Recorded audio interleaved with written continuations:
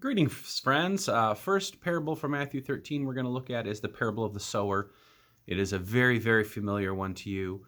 Uh, in my old church, I had this wonderful woman, Connie, who grew up on a farm and knew all about farming. And when we read this one in a Bible study about parables, and she said, "This is ridiculous. This is just not even feasible." And I said, "You're getting it."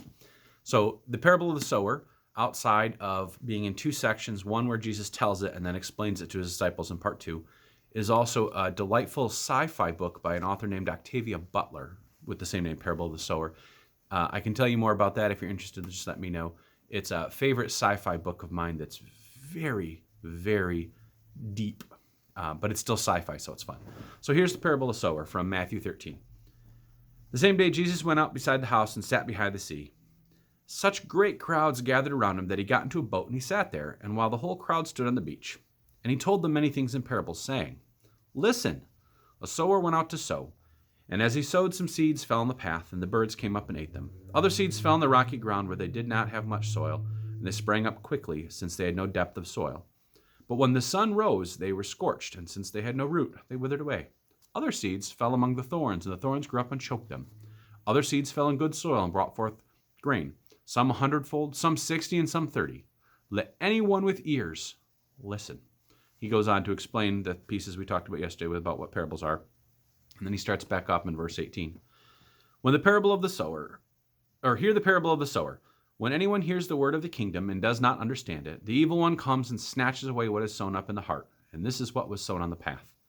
And as for what was sown on the rocky ground, this is the one who hears the word and immediately receives it with joy.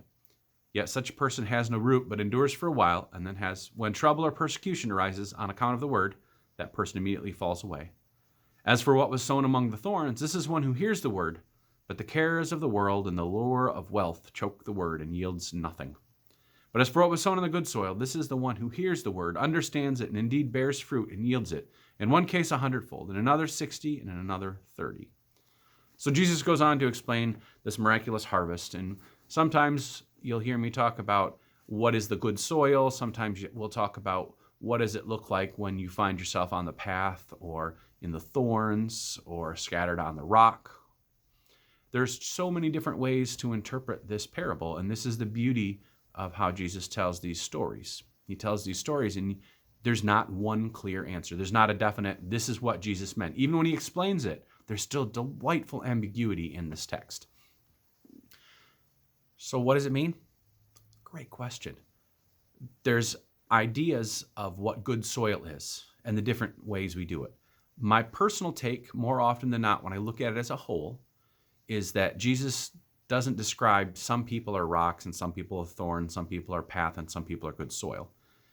I think more than anything, especially when you look at the disciples, that Jesus is describing what it's like to be a person of faith. That sometimes you hear that word and it just falls on the rock and nothing can happen. Sometimes it's on the path and it gets snatched up. Sometimes you find yourself in the thorns and there's just too much other stuff going on and you don't have time for it, or it's not going to take root. And sometimes you find that good soil. And I'll add, I think sometimes you can find yourself in that good soil and you can produce and produce and produce. And you can find yourself back on the path or on the rock or in the thorns. I don't think that there's one place you get and you're just stuck there. I think because of the way that relationships are and that dynamic relationship with the living God, that through and through you find yourself in different spots and different points in your life. And you can go from the thorns to the path, back to the good soil, back to the thorns. And it may take you a lifetime to continue dealing with this relationship and this call upon your heart. We'll talk a little bit more about some more things in Matthew 13 tomorrow. Take care.